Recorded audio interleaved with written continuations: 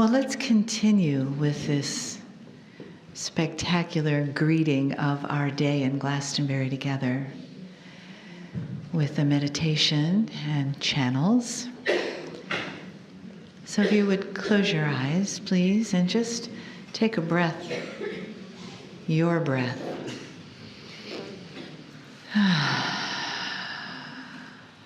And just let yourself float on that breath. Just softly, as if the melody is still flowing through you, because it is, isn't it? And feel the grid of crystal under you, and let it flow slowly and lovingly up into you, and mix with that beautiful melody and float right up to the flower of your heart. And stop there for a moment and take a breath. And feel the flower open in your heart. Notice the petals as they softly open. And then another breath in and pull the energy from the crystalline grid underneath you up again, through your body, to your heart, and then out the top of your head. And perhaps it comes out like sparkles or glitter or fireworks or a beam of light, so that the star mothers surrounding us say, "We are with you, we are here." And the grid below us, and the star mothers around us, and the celestial bodies above us hold us in this beautiful cosmic egg in this place called Glastonbury. And it's been called many things, but it's also been called home. And as you breathe, and as you feel yourself flowing into this grid today, you may feel that feeling of home, that feeling of lifetimes, that feeling of being greeted and honored. So allow yourself to expand into that greeting.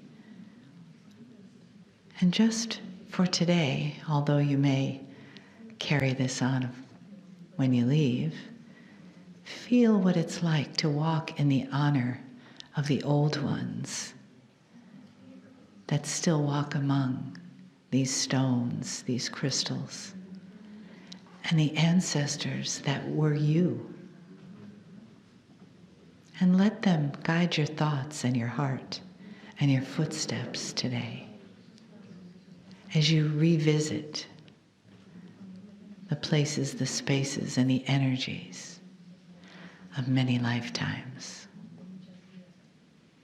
Take another breath. And let your heart say yes, yes, and welcome home.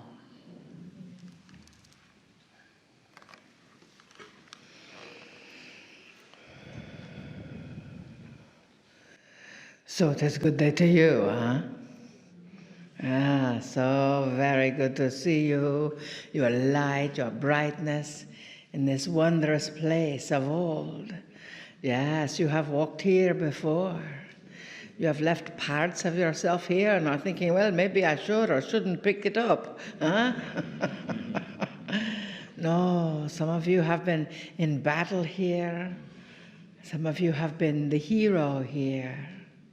Some of you have been ostracized here. Some of you have been judged and told you could not be who you are here. Today is the day of healing all. Today is the day of forgiving all, especially yourself. Today is the day to walk these stones and feel the earth vibrate beneath you, to vibrate the cleansing power of you, the healing power of you. As you move through these walls, you will hear voices call to you. You will sense the presence of many others that left their bodies 100,000 years ago. Or maybe not that long, or maybe so. So you see, these walls, these stones, this node, you set this appointment long ago to be here. On this day, to be blessed by the rain. You know, the rain may be a bit cumbersome sometimes, but without it, where would we all be? We ask you to pay attention to that blessing of the rain, for it can wash away many things. It can wash away those parts that you are ready to heal. It can wash through the streets and carry with it the little particles of your soul that are ready to be integrated. And as that is created, know, dearest beings of light, that you are born again into the newness of you. Here on this sacred land, in this sacred node, one of the most powerful in the world, of course, you will understand the vortex of energy that is created by the node. You will understand the opening of love with the tones of coming home, with the lullaby of your soul. You will understand the hero and the heroine that you still are.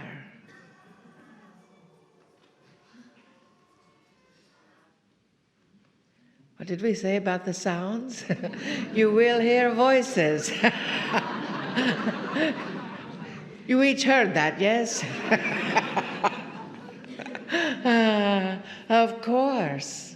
You see, for as you walk through these streets, as you walk through the abbey, as you honor the chalice well, know that the masters have walked here before you, and you have been those masters.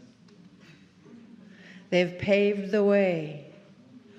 So as you move into the energy and you feel a tightness of your throat, know that there is something there for you to heal and release.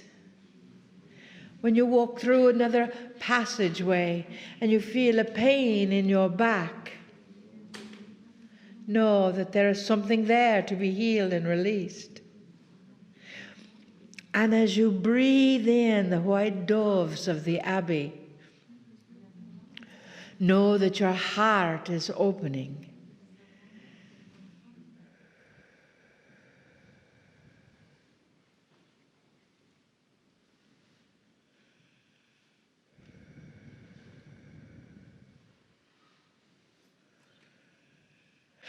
Oh, dearest beloveds, it is my honor to see your faces here again. Many of us walked here together. We held the heart of humanity with us. And you asked why. Why was it as it is? I believe you are still asking. You are the truth, the way, the light. We walked here in safety. We, you and I, bring safety back to these streets. To acknowledge that love, as only you can, as I bring that information here. A part of me is here, just as a part of you is here. Forgive. Forgive. That is the key. Forgive all. I implore you, if there is any anger, any pain, any fear you may still have in your heart, it is time to forgive. You and all others. You are brought here to be you. You will not be persecuted now. Celebrate that. You will not be in pain now. And know that if some of you feel a pain, it is a pain of the past, not a pain of the present. Sing the tones, the song of your healing, and know that that is why you are here. To remind yourself that you are the way showers. To remind yourself that you are the light, so you can't keep it under a bushel any longer. You are the earth, you are the stones, you are the trees, you are the dove. You are the songs of the children and the ancients. And it is good to look with you once again. I am grateful.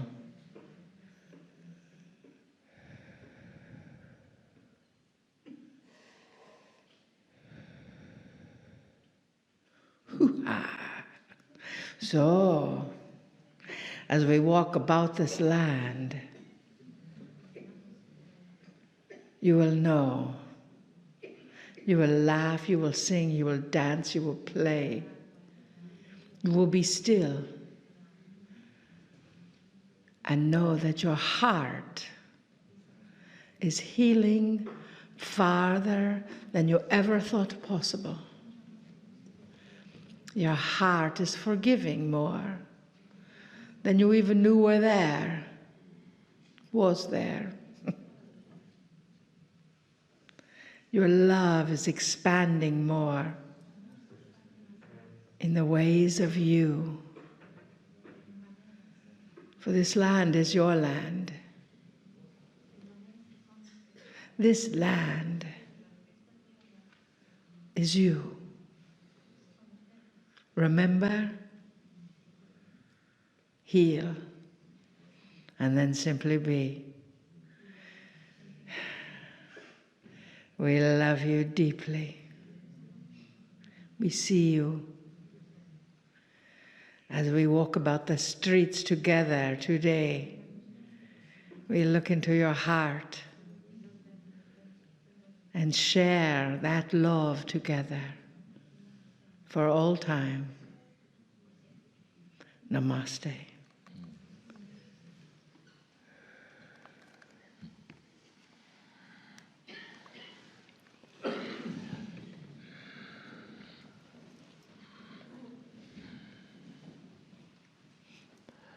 Greetings, dear ones. I'm Cryon of Magnetic Service. This is the second time my partner has brought me to this area called Glastonbury.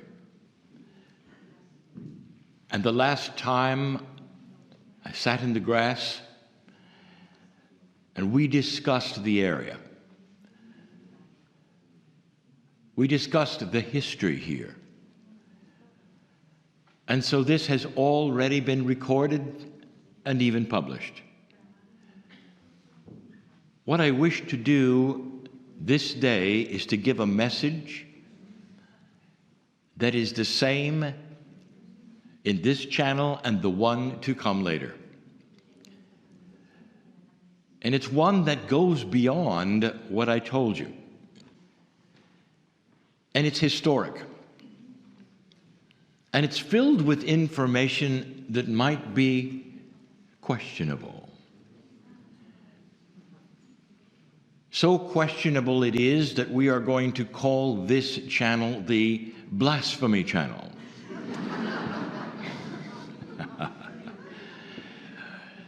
Dear ones, I want to set the record straight.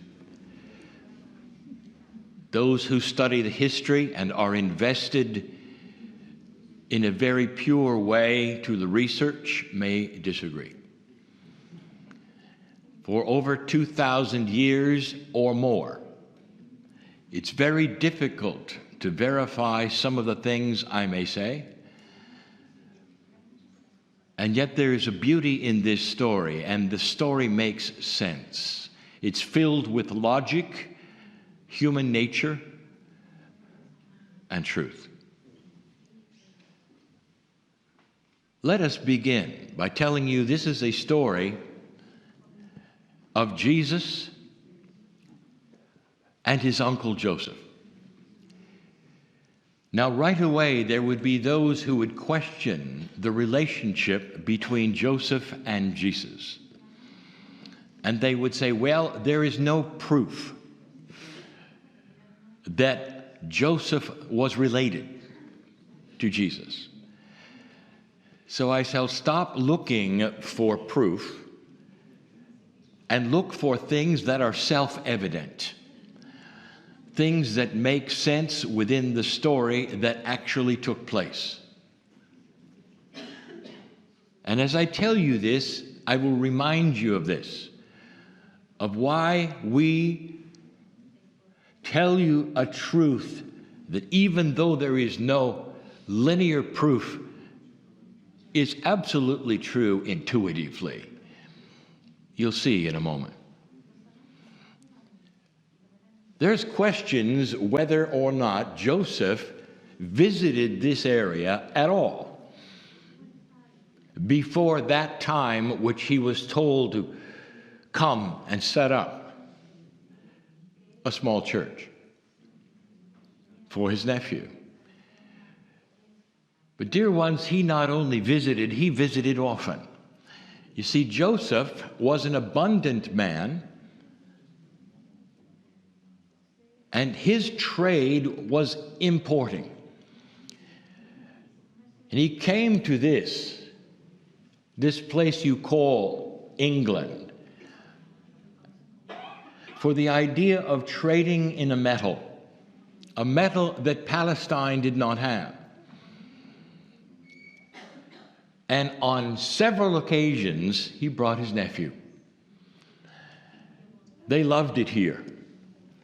Not only were there beautiful things here to see and to trade and discover, but think of where they lived and where they had come from, and now think of the lushness of this place, the beauty here, and the crystalline grid. Now, we have told you of the power of the crystalline grid being higher here than almost anywhere else on the planet, on this node. And it creates specific energies here that humans and consciousness are attracted to. It explains the things that are around here, which are distractions to the actual energy of the place. There are many who are attracted here and they have no idea why. And they arrive and then decide for themselves what is here. set up shop, and you can see it in the village.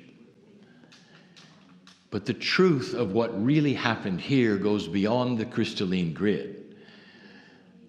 But that's one of the reasons Joseph was attracted to this place.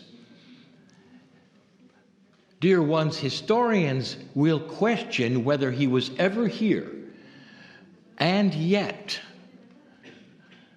the relationships he made here during his visits actually set up the reason why he had land here, why he was given the opportunity to do what he did.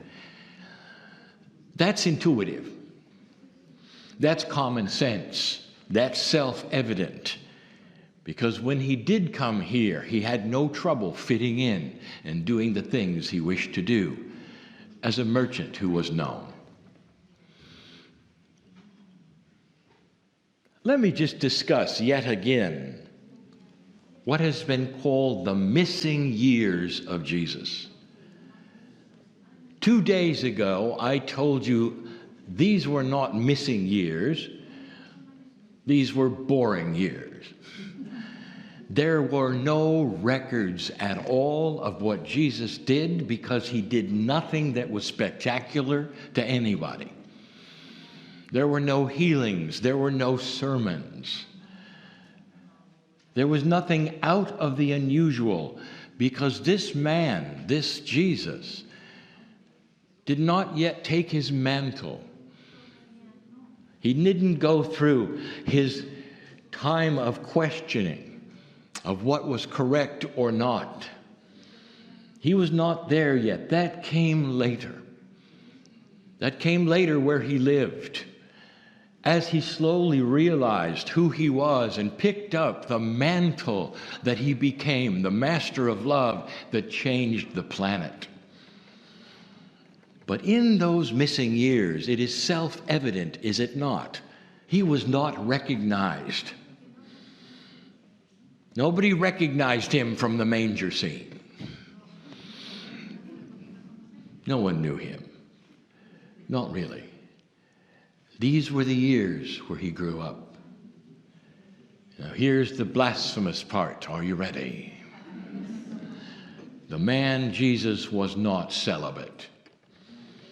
He did not know who he was or why he should be. Celibacy, dear human being, is an invention of humans to claim purity and a little suffering.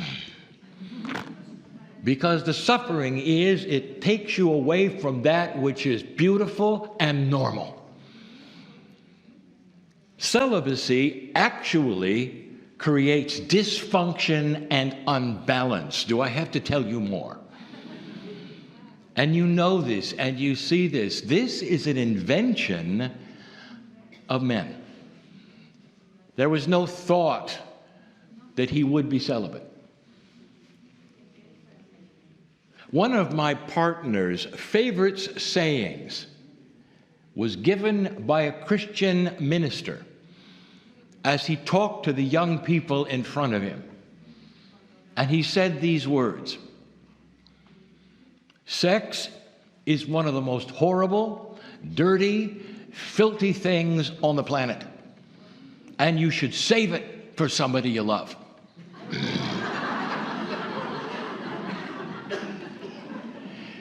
Does this ring with common sense?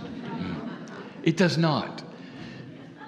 It should be self-evident that the relationships that are intimate between two human beings in love is sacred, is beautiful, is normal, designed in the beauty of the Creator. Now that is blasphemous to many. The man Jesus was very normal until he took the mantle and became what you know him. We go to the information that we have started to give you and we enhance it. In the upper room, in what you call the Last Supper, in the final day before the crucifixion, there's all manner of speculation. It has been enhanced and enhanced and enhanced because now you know it was the Last Supper. But the apostles didn't. And Jesus told them through the discourse of what you read, for they all wrote about it, or many. He tried to tell them what was going to be, but they didn't believe this. They were at the top of the celebration of the Master and who he was and what he had done, and the idea that the next day he would be taken out was not in their consciousness. They did not understand. Even during the betrayal, even during the first communion, it was not obvious. It was simply another drama, another situation. They did not understand what he was saying. Let me give you something else controversial. That supper was not something extraordinarily special. It was Passover. They were all Jewish. And they did what they always did. This was not set up by Jesus as a special time. Come be with me because I'm going to tell you I'm leaving. It was a Passover where they broke unleavened bread and they did what was absolutely normal at that time. But he tried to tell them. They didn't believe it. They didn't understand. They didn't get it. And guess who was not there? Joseph.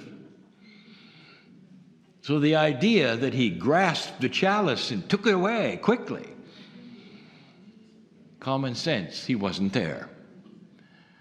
The idea that at this normal Passover dinner that would have been cherished or put away was not there. There wasn't somebody who realized everything and stuck it in their bag so that it could be purchased later, as the legend has it. It was not done. We've given you that story. You can listen to it earlier, later, whatever you wish. Here's what I want to tell you.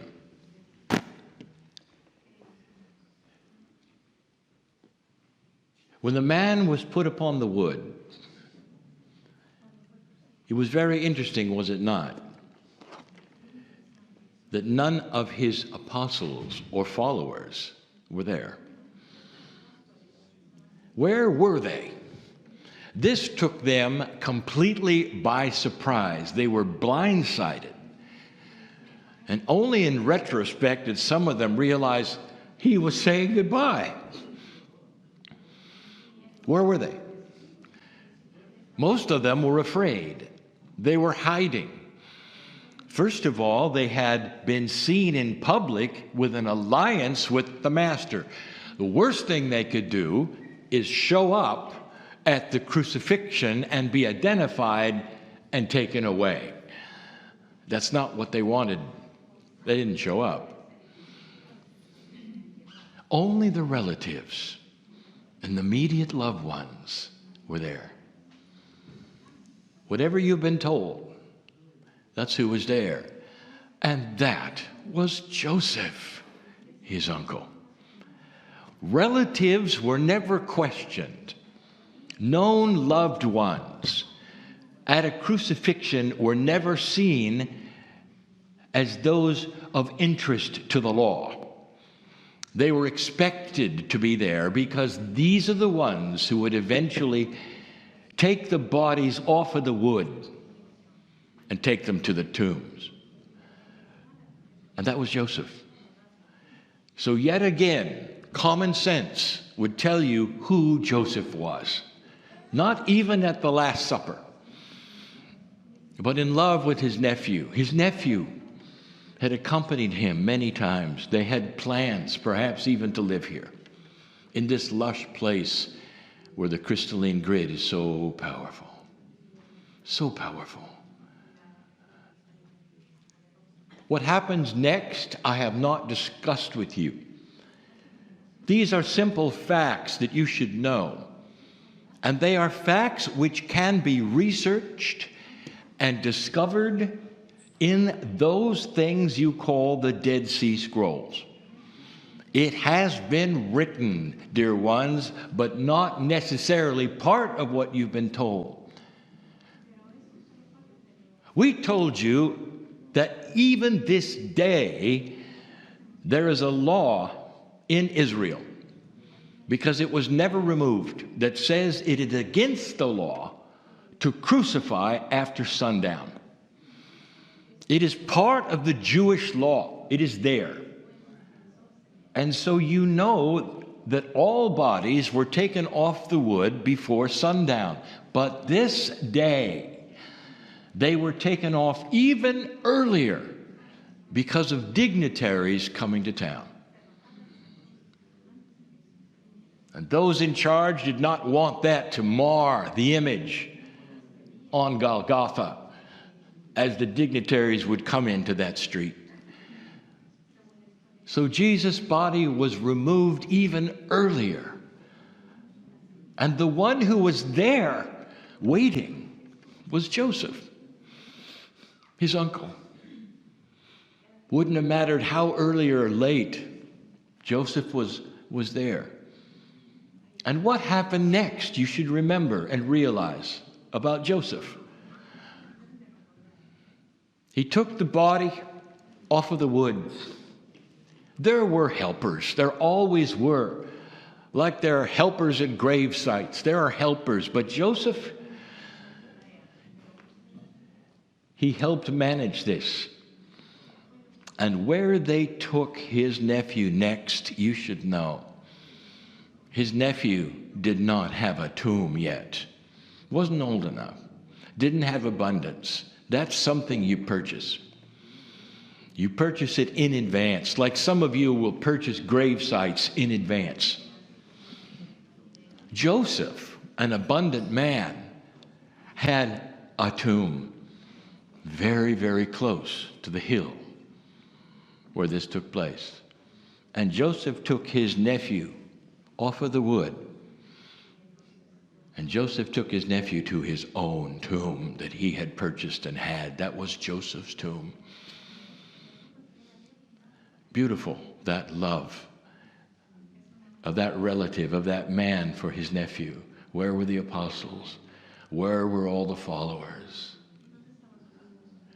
The only other relative, the only other loved one was named Mary.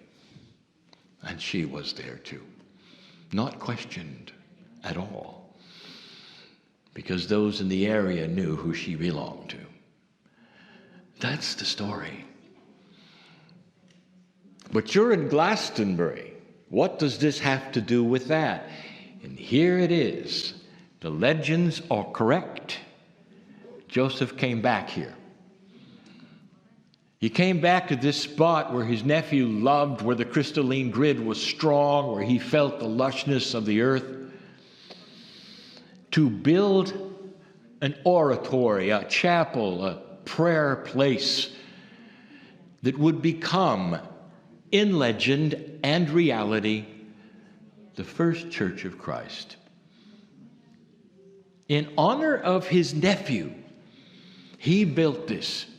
You'll hear the guides say many things today and point out where this was and what was destroyed and what was rebuilt, all accurate and true. But it all started with Joseph. And here's what I want to tell you. This first Christian church is nothing at all like what became. Because Joseph did not set up his chapel and the church of his nephew showing any crucifixion. There was no man on the wood. There were no symbols of sorrow and suffering. There was bright colors. There was prayer and there was celebration. And the celebration was the teachings of Jesus Christ. And his death didn't mean what it does today. Today, when you walk up to so many organizations that would say they are Christ, you walk in and it's dark. And there is the wood, and there is the man who suffers almost an eternity for hundreds and hundreds of years. That was not present in the first Christian church. Because Joseph knew the teachings of his nephew is what the world needed to hear. The crucifixion, it was too bad. But it wasn't the crux of everything like it is today. Joseph had a nephew who taught about the joy and the beauty and the love of God. And that's what Joseph put here. Bright colors, singing, prayer to a God that was the God of love, not the God of law.